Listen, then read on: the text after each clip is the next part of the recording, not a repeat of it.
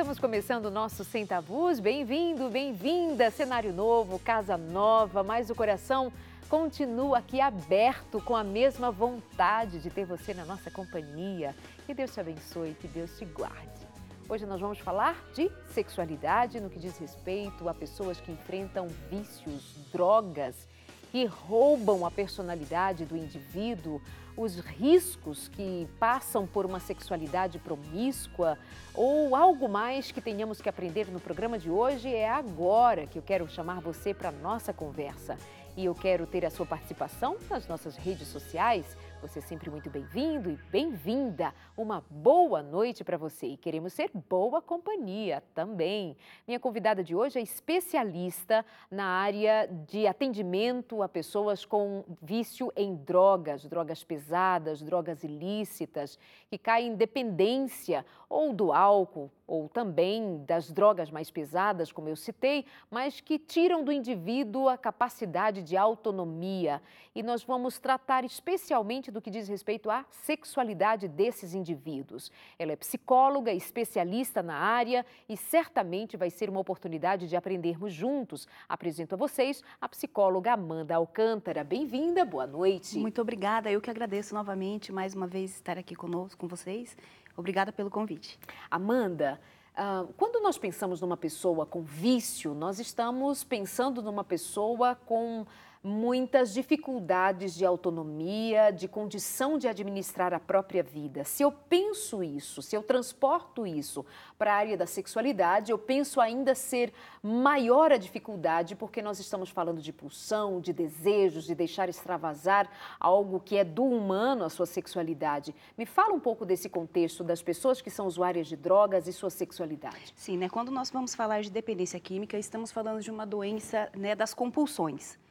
Então, a dependência química, como você mesmo falou, ela acaba tirando o indivíduo de todo o seu centro, né, de toda a sua capacidade, né, moral, de regras e de autonomia.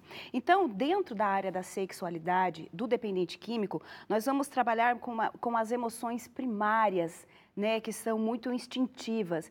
Basicamente, no dependente químico, ele fica muito latente na emoção primária do prazer, que é a satisfação, incessantemente, essa busca pelo prazer o tempo todo, querendo satisfazer. Então, o dependente químico, quando ele está na sua ativa, ele acaba se relacionando de diversas formas nessa área sexual, buscando, né?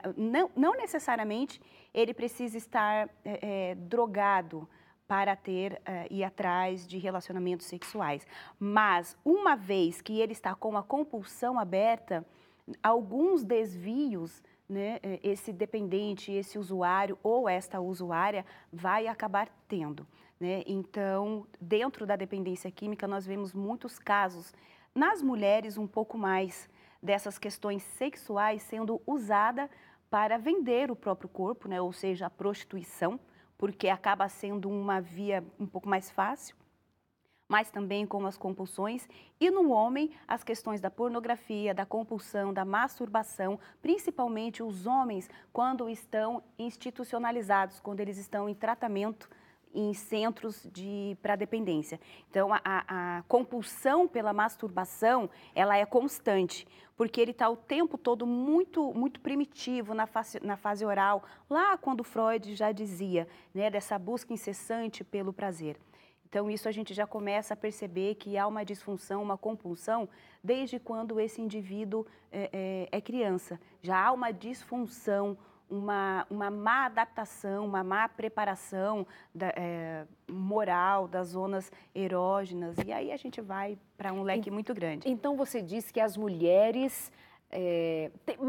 tem uma diferença entre homens e mulheres neste sofrimento, em termos de sofrimento mesmo. Agora, você disse a respeito de uma facilidade que as mulheres têm de usar o corpo, se elas são usuárias de drogas, para conseguir dinheiro, para conseguir a droga. E nesse sofrimento absurdo que é desse indivíduo, nesse estado, nesta situação. Mas em termos de uso de droga e de perder as suas capacidades no que diz respeito à sua sexualidade, é mais forte na mulher? Olha, varia um pouco, né? A gente não pode, não há uma regra, né? Não há uma regra para isso.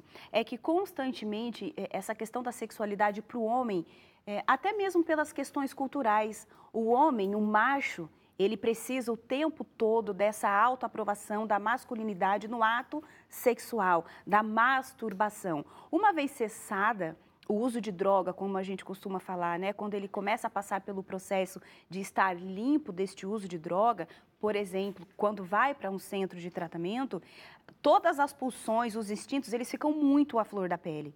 Até a gente conseguir trabalhar com esse indivíduo num plano menos tóxico, digamos assim, porque ele não está no uso, demoram-se alguns dias, demora-se tempos, né? Porque quando a gente tira o uso de droga, essa compulsão, ela vai para a alimentação, ela vai para o lado sexual, para a promiscuidade, para as prostituições, para diversas áreas. E é um sofrimento muito profundo, né? Existem algumas drogas que são usadas para potencializar o ato sexual, né?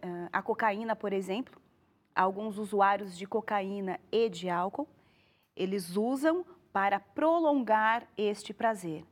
E o dependente químico, por essa deficiência em construir relações, em ter relações saudáveis, eles ficam muito fixados somente no prazer do ato sexual, sem rituais, sem preliminar, sem conquista, sem relacionamento amor, afetivo. Sem relacionamento afetivo.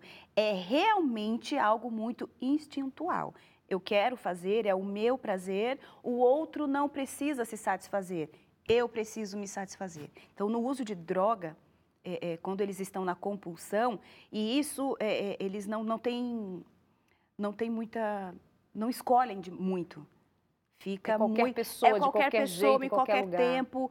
Eu ouvi um relato de um usuário de cocaína, que quando ele estava no uso, ficava minutos, horas, né, até cessar o uso, né, até passar o uso da cocaína, o efeito da cocaína, né, ele saía para a rua literalmente, como a gente fala, um animal, querendo o prazer instintual depois que comete, né, depois que vai para o ato sexual, que vem o gozo, vem uma depressão. Primeiro por conta da droga, da cocaína, que após o uso ela dá, porque ela vai num nível muito alto de adrenalina, serotonina, dopamina, depois quando passa esse efeito, dá uma deprimida nesse sujeito. E aí entra numa depressão profunda e não consegue sequer olhar para quem está do lado, porque não se tem critérios.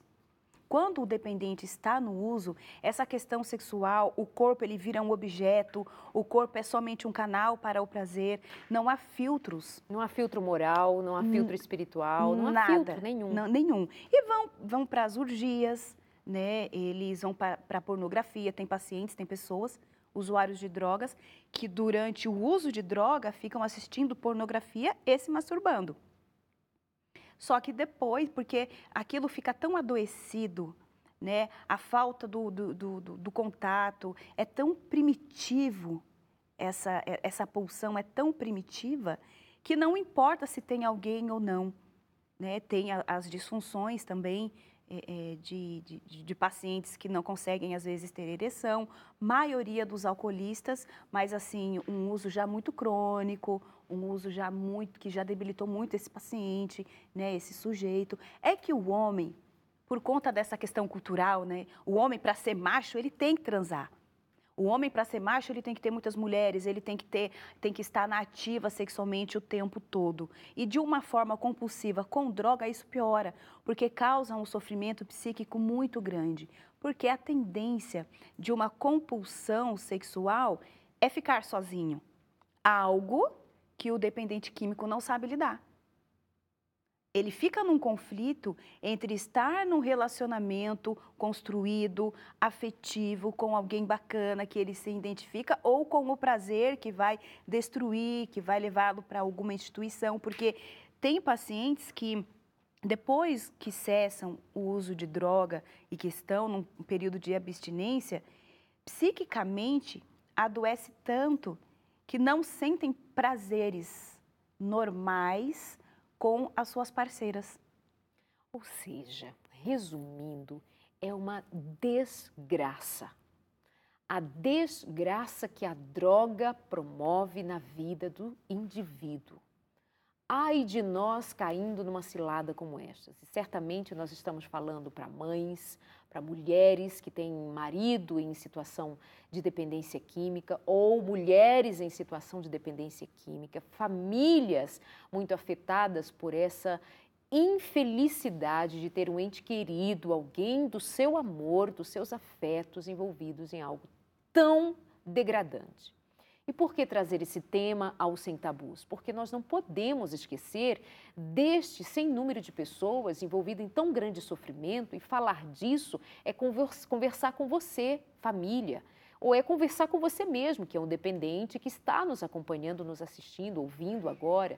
Nós queremos abrir essa possibilidade de falar com você e mostrar claramente esse lado da perversão, esse lado degradante que as drogas promovem, que é a completa deterioração da capacidade física, moral, espiritual, relacional, é altamente destrutivo. E ter compaixão, ter misericórdia, saber que nós estamos falando de pessoas que estão em adoecimento. O uso de drogas não é assim, se quiser, para. Não. Se você quiser, por que você não para? Você não está vendo o que você está fazendo com a sua vida? Você dorme na rua, você tem chances de pegar doenças sexualmente transmissíveis, não sabe com quem deita, não sabe com quem fez sexo, não lembra depois com quem esteve, enfim, uma série de transtornos. Mas não é pensar que aquilo é só querer e deixar, né? É porque a gente cai muito no conceito de moral, que a dependência química fica muito nesse conceito moral, porque usa porque é sem vergonha, usa porque quer, não consegue parar porque não quer, não é bem assim.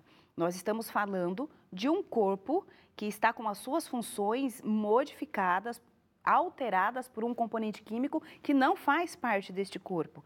Uma coisa que é muito interessante são essas questões das perversões, porque crianças aonde os pais não dão a liberdade de sentir as angústias ou de entrar em contato com essas pulsões, por exemplo, assim, não chora, engole esse choro, você não pode chorar.